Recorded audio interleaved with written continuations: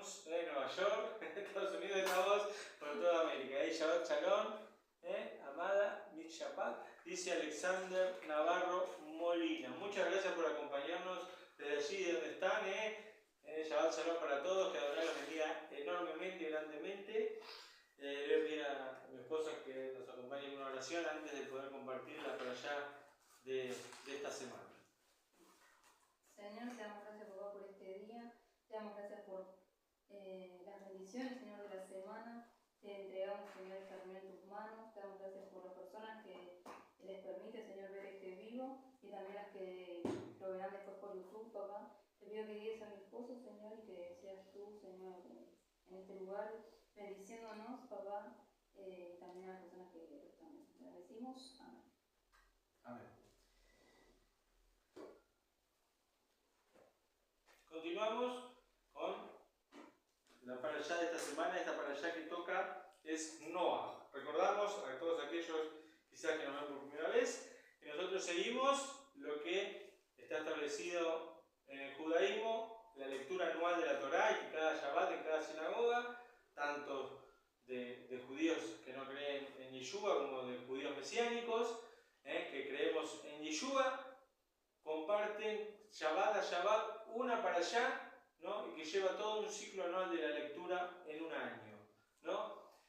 En el año anterior, ¿no? Hemos compartido la parashá y hemos hecho resumen de la parashá toda completa cada semana. Entonces, esta vez he decidido tomar de la parashá un capítulo y compartirlo con ustedes y que vayamos viendo semana a semana algo o lo más destacado o lo que puedo encontrar más destacado en esta vez, porque toda la palabra de Dios es rica, ¿no? Acerca de la parashá de la semana. Y lo que he tomado es el comienzo de la parashá, que es Génesis 6, ¿no? Y recordemos que esta parashá se llama Noach, o traducido al castellano, Noé.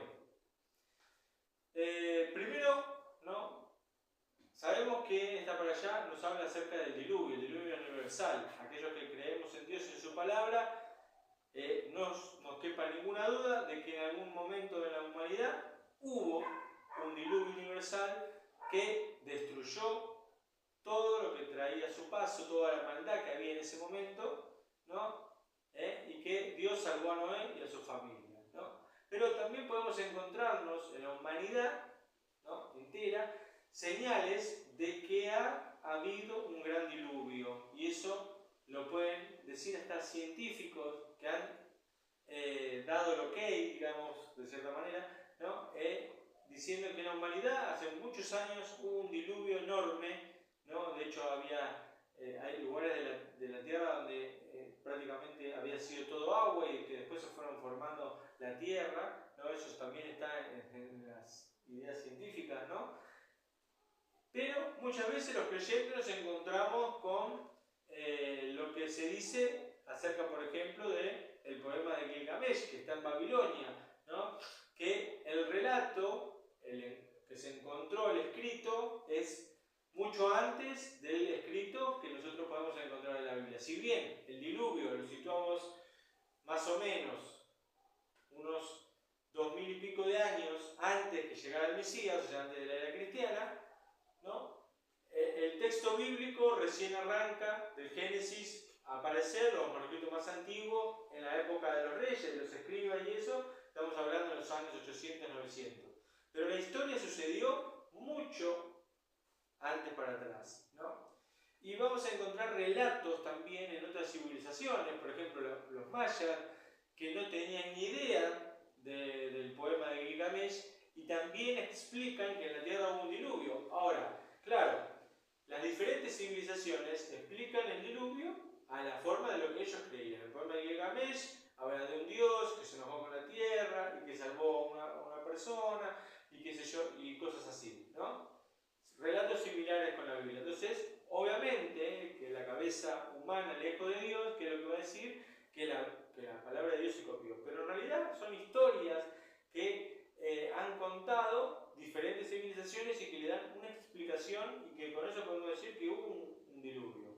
Ahora, los mayas creen que fue el dios Sotel, los babilonios el dios tal, así así llamado de tal manera, los griegos de otra manera, pero lo que confirma esas cosas es que hubo un diluvio. El pueblo de Israel entiende, y los que creemos en Dios, entendemos que el diluvio fue producto de la maldad humana y que Dios decidió salvar de todas maneras, porque siempre digo lo mismo, es de salvación de lo que se trata, porque si Dios hubiera querido destruir toda la tierra, destruía toda la tierra, los seres humanos, y no quedaba nadie, ¿no? Y que vemos también acá el primer término acerca de la gracia de Dios, la tanta gracia de la que se predica muchas veces, y que para muchos es solamente cuando encontramos a Jesús. No, ya Dios le había dado gracia, había encontrado gracia en los ojos de Noé, por eso lo salvó del diluvio universal a él y a toda su familia. Y en esta historia vamos a entender cuán es importante que si una persona de la familia hace el bien, Dios tiene su misericordia. Y también lo vamos a ver en el ejemplo de Lot. Dios, por misericordia de Abraham, manda a rescatar a Lot de Sodoma y Gomorra. Pero Lot y sus hijas y su esposa iban a ser salvadas de lo que iba a ser la destrucción por la misericordia de Dios con Lot y con Abraham. Entonces acá también vemos lo mismo, por la misericordia de Dios, ¿no? No quiero decir con esto que la familia de Noé no estuviera en los caminos correctos, probablemente sí, pero no sabemos cómo estaban las esposas de Lot, no sabemos cómo estaban los hijos. Sí sabemos que Noé fue el que halló la gracia delante de Dios, y por eso Dios bendijo a él y a toda su familia, ¿no? Primero que destacamos es que Noé era un hombre justo, ¿no?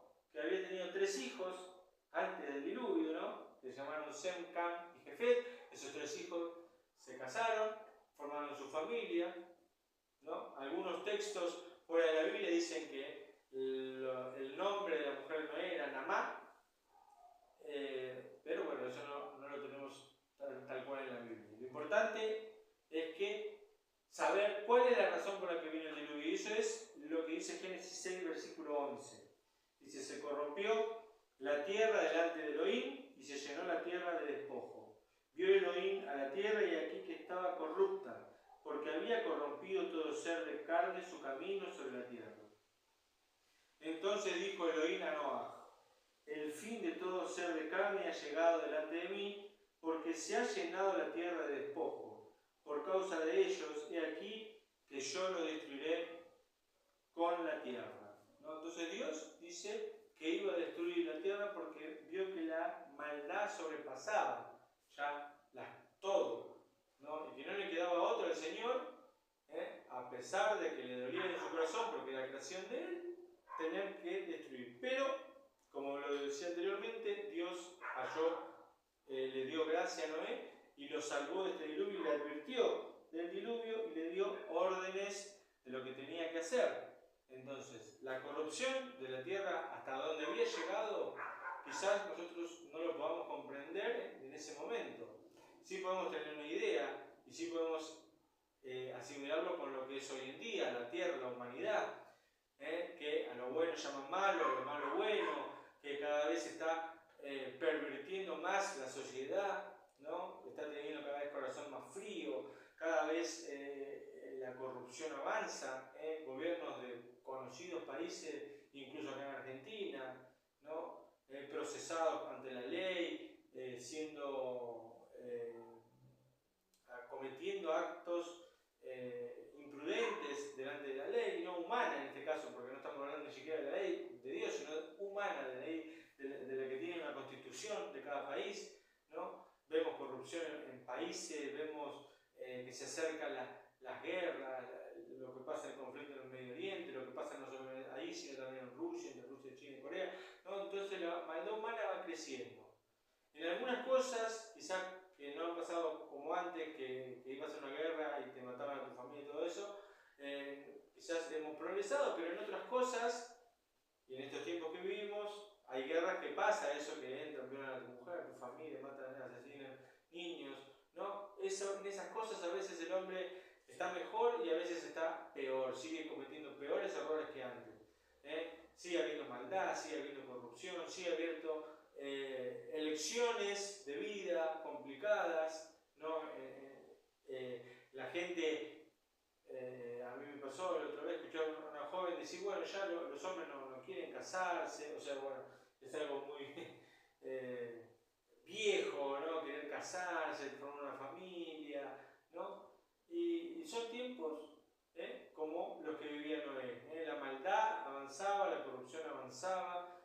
ya llegó al punto de que Dios dijo, no lo puedo soportar más, entonces envía un diluvio. No, entonces el Señor le dice a Noé que manda construir un arca de madera de Borfer, ¿no? Y la hace de 3 pisos, bien grande, ¿no? Y le dice, vamos a leer en Génesis 6, 17 y 18, dice, pues yo he aquí que traigo el diluvio de agua sobre la tierra para destruir toda carne que haya en ella espíritu de vida debajo del cielo, todo lo que hay en la tierra perecerá. Pero yo estableceré mi pacto contigo y vendrás al arca, tú, tus hijos, tu mujer y la mujer de tus hijos contigo. Así que Dios aclara que en el arca iban a subir 8 personas, Noé, su mujer, sus 3 hijos y sus mujeres. 8 personas que iban a ser salvadas, ¿no? Podemos ver en el Nuevo Testamento después que a Noé se lo reconoce como un predicador, pero en este caso, en el texto de Génesis, no vemos que Noé responda ante lo que Dios dice, sino más bien directamente obedece la orden del Señor. Se fueron a construir el arca, ¿no? Probablemente haya advertido a la gente del diluvio que se venía, y que la gente lo haya tomado por burlón o como loco, ¿no? Como estamos acostumbrados a ver quizás en películas, o también hay historias fuera de la palabra de Dios, acerca de lo que hizo Noé, cómo predicó, y que la gente no escuchó su mensaje, ¿no? Hasta que, bueno, después vieron que la lluvia arrancó, que las aguas pasaron, ¿no? Y esto es algo también importante destacar, porque muchos dicen, bueno, el diluvio se entiende como lluvia de parte de Dios. Fuera lluvia, pero Dios también dice que abrió la fuente de las aguas marítimas, o sea, que también hubo fuentes de agua que corrieron para inundar la tierra, ¿no? También vemos que le ordena el Señor a Noé, estoy como los principiantes que cuando dicen, ¿quién salvó quién se salvó del foso de los leones? David, dice. No, fue Daniel. Bueno, Noé le ordena al Señor tomar 2 de cada animal, y junta, dice, atención con esto, todo alimento que se coma y sea para ti y para ellos. Se ve que hasta en ese tiempo, Noé no se alimentaba de carne, porque Dios le ordena a juntar todo el alimento y que eso sea de provisión para él y para todos los animales que iban a estar en el arca, ¿no? Y que Dios, como siempre decimos, la idea original de Dios siempre fue 2 personas, ¿no? De cada animal, hembra y macho, muy bien, no, hembra y macho, 2 de cada animal, para que estén en el arca. Y esa es la idea original de Dios, y cuando sacó a toda la humanidad, siguió planteando esa idea, ¿no? De parte de Adonai vino eso, que es que siempre sea de a 2, hombre o mujer en este caso, ¿no?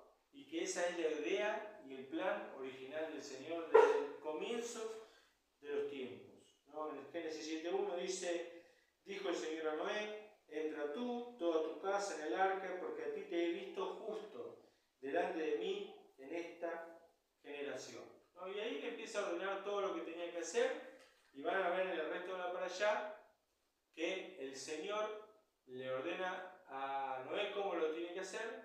Noé cumple, ¿no? Algunos sabios decían que al revés de lo que hizo Abraham cuando le planteó la destrucción de Sodoma y Gomorra, ¿no? Noé cayó, no intercedió por las almas, pero que obedeció la voz de Dios y cumplió todo lo que Dios había ordenado.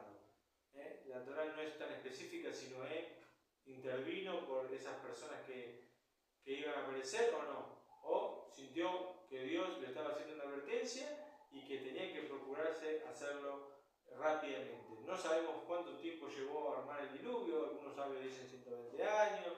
La cuestión es que aproximadamente ya el humano en esa época vivían 800, 900 años, y que Dios ya había visto la maldad en el ser humano y dijo que no sean tan tan largos sus años, que llega hasta 120 años, está bien que fue la edad en la que después iba a llegar Moshe, ¿no? Hasta los 120 años.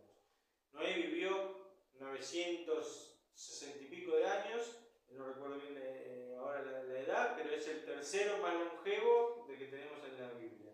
El versito ese que tenemos que dice más viejo que Matusalén, obviamente es de la Torá, porque dice que Matusalén vivió 970 y pico de años, es el más longevo, después viene otro, y después viene Noé, ¿no? Y que también el padre de Noé, Lamec, en la cronología bíblica, cae que murió 2 años antes del diluvio, y Matusalén, que es el hombre más antiguo, cae la fecha exacta de que falleció en el mismo año que el diluvio. No sabemos si fue en el mismo diluvio, si justo murió y después vino el diluvio, eso no lo tenemos que hacer cierto, pero da la casualidad que en el mismo año del diluvio muere Matusalén, ¿no? Y Lamec, el padre de Noé, no es el mismo Lamec que menciona Génesis, que tenía 2 mujeres y que, porque ese viene de la genealogía de Caín, ¿no? Recordemos que la genealogía, o sea, de Adán, Caín mató a Abel, después Caín se apartó, hizo su vida y su familia, y el hijo de Adán siguió su camino por otro lado, y de ahí viene toda esta genealogía de Matusalén, Lamec y Noé. Pero lo importante de esto es que Dios le dio una orden a Noé, Noé cumplió, y la orden del Señor era, obviamente, salvar a la familia de Noé. Y queda establecido, obviamente, que de esta forma también iba a salvar a la humanidad, porque nadie, o sea, porque la humanidad, o sea, los humanos iban a seguir existiendo, no solo los animales, sino también los seres como nosotros. Porque si no, como dije anteriormente, si Dios hubiera decidido destruirla, la hubiera destruido, ¿no? Y podemos aprender que en este último tiempo se acerca la maldad, ¿no? Y que muchas veces cuando vemos el arco iris, que ahora se tomó lamentablemente como símbolo para una bandera de una ideología que no tiene nada que ver, en realidad es justamente contraria, la contra lo utilizó justamente para salir con sus ideologías de género y todo lo demás, no entendiendo que la señal del arco iris es justamente que Dios perdonó la vida de Noé, ¿no? Nos perdona cada vez que sale el arco iris, el Señor recuerda, y nosotros debemos recordarnos del pacto que Dios hizo con Noé, que fue justamente eliminar la humanidad porque estaban en corrupción. El hombre estaba ya en una situación inmejorable delante de Dios y ya había cansado al Creador, y por eso tuvo que enviar la destrucción. Irónicamente, ese grupo de ideología de género, ¿no?, que tenemos hoy en día utiliza la bandera del arco iris hablando de la diversidad, pero el arco iris lo que significa es ese pacto de Dios con Noé, lo encontramos en esta parashá, ¿no? También quiero compartirles, como nosotros creemos en Yeshua como Mesías, lo que él enseñó acerca de la Torá y lo que habló en Lucas 17, capítulo 26 en adelante. Dice: y como sucedió en los días de Noah, ¿no?, o Noé, así será también en los días del Hijo del Hombre. Comían, bebían, se casaban, se daban en casamiento, hasta el día en que Noé entró en el arca y vino el diluvio y lo destruyó a todos. Atención en esto. No está diciendo el Señor que comer, beber, darse el casamiento y esas cosas eran mal, sino lo que estaba diciendo Yeshua es que ellos estaban haciendo su vida como si nada. Seguían, no les preocupó quizás si Noé les habló del diluvio, que venía la destrucción de Dios y de arrepentirse de sus pecados. No, siguieron su vida, comiendo, bebiendo, haciendo lo que tenían que hacer, ¿no? Y es como pasa en los tiempos de ahora, la gente hace lo que quiere. No le importa, vos le decís una cosa y la gente sigue haciendo lo que se les plazca, ¿no? Pero un día va a llegar el Señor y se van a encontrar en esta misma situación, como vinieron las aguas del diluvio, y nos va a sorprender, ¿no? Como decía, hasta el día ese que Noé entró en el arca y chau, vino el diluvio y nos destruyó a todos. El arca simboliza la salvación, como en este caso también podemos llevarla a la salvación de Yeshua.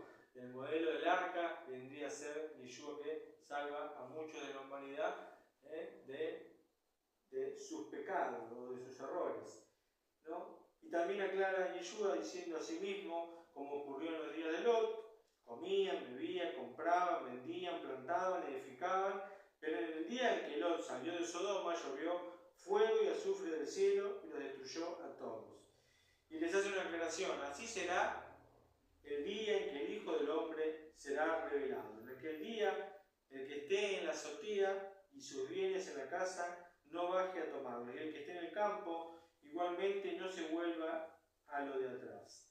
Acuérdense de la mujer de Lot, aquella que miró para atrás y vio la destrucción cuando la orden de Dios había sido: no miren para atrás. Cualquiera que procure preservar su vida la perderá, y todo aquel que la pierda la salvará. Les digo, en aquella noche estarán dos en una cama, el uno será tomado y el otro será dejado. Dos quizás estarán muriendo juntas, la una será tomada y la otra será dejada. Eso es lo que dice el texto, y que podemos aprender mucho acerca de este texto. Y yo hace una advertencia: como en aquel tiempo, en el tiempo de Noé, todos estaban haciendo lo que querían, siguieron con su vida. De repente vino el diluvio y se lo llevó todo. Así va a ser la venida también de Yeshua, ¿no? Cuando menos lo esperemos, cuando más algunos digan no viene nunca, o tarde más en venir, cuando quizás menos venga y lo sorprenda a todos. Los tiempos solamente los conoce Elohim, el creador, Adonai. Yeshua mismo enseñó, dijo: ni la hora, nadie sabe ni el día ni la hora, solo Dios, solo Adonai, solo el Padre, nadie más, ¿no? Y ahí ya tenemos una diferencia entre Yeshua y Dios, porque si Yeshua es Dios, entonces tiene que saber la hora, pero Yeshua dijo que no sabe la hora. Entonces, como no sabe la hora, nadie sabe cuándo va a venir el Padre, cuándo va a ser el día que menciona Yeshua, el día del juicio final.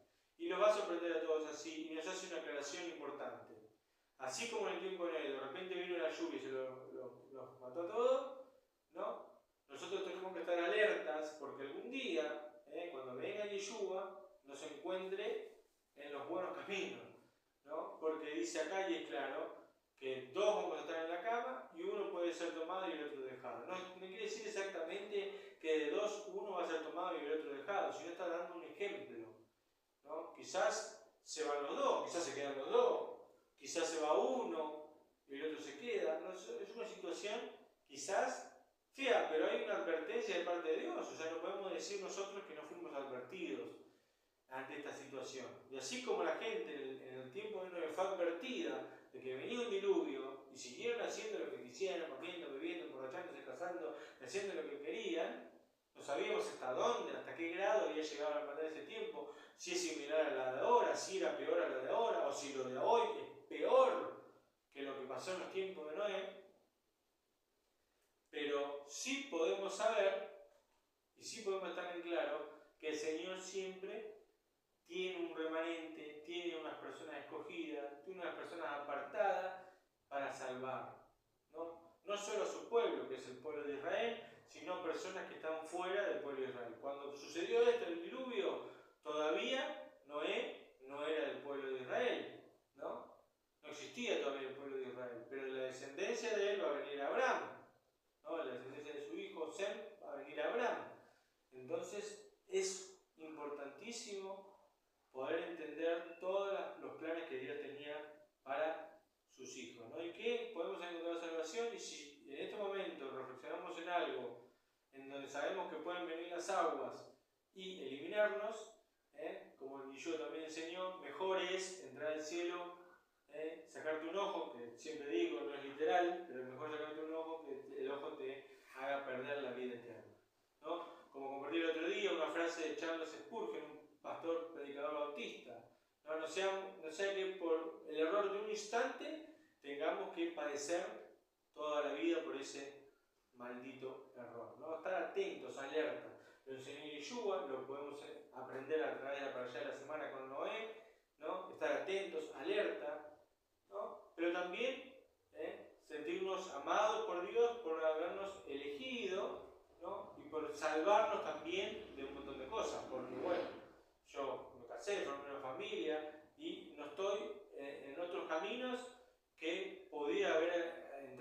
adolescencia o haber cosas probadas, algunas cosas que gracias a Dios me ha salvado y permitió que no experimentara así como también lo vivió mi esposa.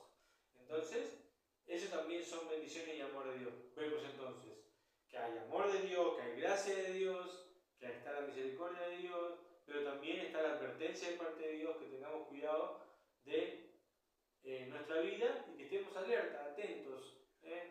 Como dijo Pablo también en una de sus cartas, estemos alertas, que esté seguro que no caiga, dice Pablo, porque muchas veces uno está con la gracia, el amor de Dios, la misericordia y se olvida, ¿no?, de los mandamientos de Dios, se olvida de que Dios está. Dios fue misericordioso con Sansón hasta que en un momento se cansó y dijo, Dios se apartó de él y Sansón ni se dio cuenta, porque dijo, me volveré a levantar y haré lo mismo, total, hago lo mismo de siempre. Pero dice el texto, y siempre lo remarco y lo destaco, que Sansón no se había dado cuenta que el Espíritu ya no estaba con él. Entonces, Saúl, ¿no?, que profetizó de parte de Dios, que era un rey elegido por Dios, se perdió totalmente y siguió pensando hasta el día de su muerte que Dios quizás seguía estando con él y no queriendo reconocer su error. Entonces, si vemos que vienen las aguas del diluvio, que podamos ir a esa arca en donde Dios nos refugia cada día y que podamos encontrar la salvación y el amor y el perdón de Dios que todo momento podemos ir y recurrir a Adonai, Creador, Dios Padre. Mandamos un saludo grande a Sandra Elena Muñoz Vera, que dice Shabbat Shalom, mi hermano, Shabbat Shalom. También gracias por mirar nuestros videos, gracias por comentar. Los invito también a suscribirse a mi canal Casa de Oración, Shema Israel. Y nos vamos a compartir seguramente en el próximo Shabbat, como cada Shabbat. Que Adonai los bendiga y los guarde. Bendiciones, Shabbat Shalom a todos.